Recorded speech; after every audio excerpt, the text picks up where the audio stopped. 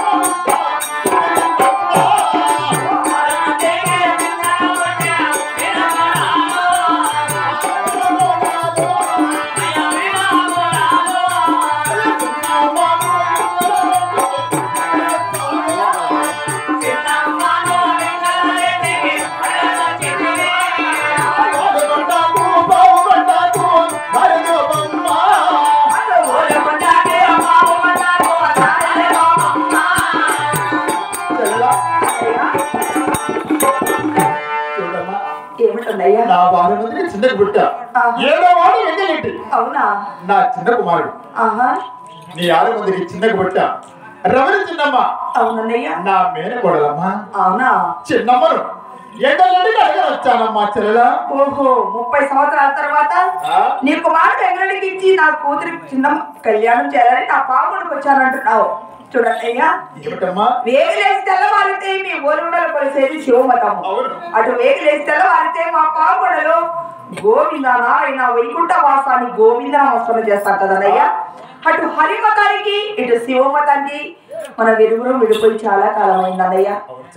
ఇప్పుడు మళ్ళీ కలుసుకోవాలంటే నా కూతురు చిన్నమను నీ కుమారుడు వెంకటకి ఇచ్చి కళ్యాణం చేయాలంటే ఒక చిన్న మాట అన్నయ్యా. ఏమిటమ్మా మాట? నీవు శివమతం వదిలేసి గోవింద నామస్వామి చేస్తానమ్మా అంటే కనుక నా బిడ్డను ఇస్తాను. లేదా మతం కొరవలేనమ్మా అంటే నా బిడ్డను ఇవ్వలేను కదన్నయ్యా. అన్నయ్య అంటే నీ కోరిక అదా? నా కోరిక అన్నయ్యా. ఇప్పుడు మన వారు కూడా చూడమ్మా అన్నయ్య వచ్చాము నిలువ రావాలంట. అవునా? మన వాళ్ళు కూడా శివభక్త మనిషి గోవింద నారాయణ వైకుంఠ వాస గోవింద కొలుస్తున్నావమ్మా. చూడండి అయ్యా, 30 సంవత్సరాల తర్వాత నా పావుకొండకు వచ్చావు. ఇప్పుడు నేను శివమతం వదిలేశానంటే నేను నమ్మలేను. ఆ యొక్క భూమి ఆకాశవాణి సాక్షిగా ఈ యొక్క పెద్దల సంవత్సరంలో ఆ యొక్క దేవుని సన్నిధిలో సాక్షి అవలంబిస్తే నమ్ముతానన్నయ్యా. అవునమ్మా. అవునన్నయ్యా.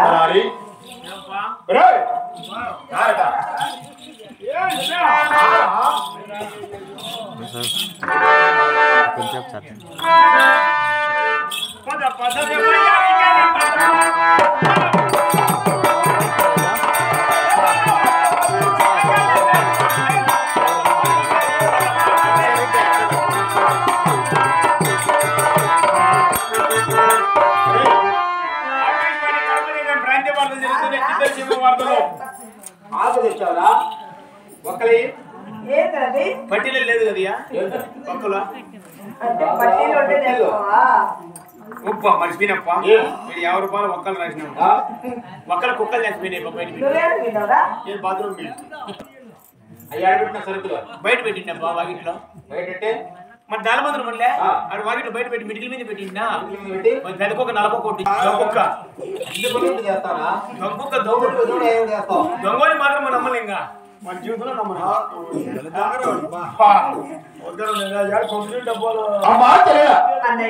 చూడమ్మా ఈ భూమి ఆకాశ వారి సచ్చిగా అవునన్నయ్యా ఈడ కూర్చుండే సభ వారి సచ్చిగా ఆ సూర్య చంద్రాల సచ్చిగా మూడు వాడికి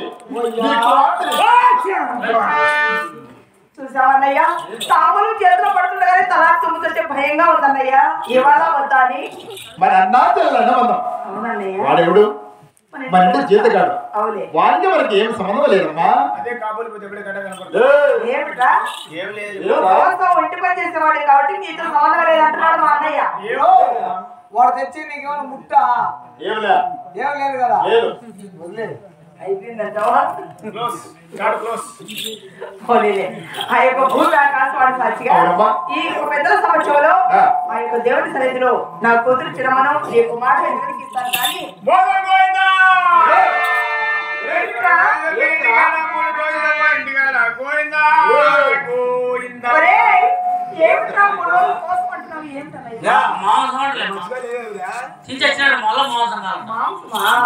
ఇప్పుడే తిన్నావు కదా రాత్రి మాంసం తినేది వేరు, మీరు పెట్టి మాంసం తినేది వేరు.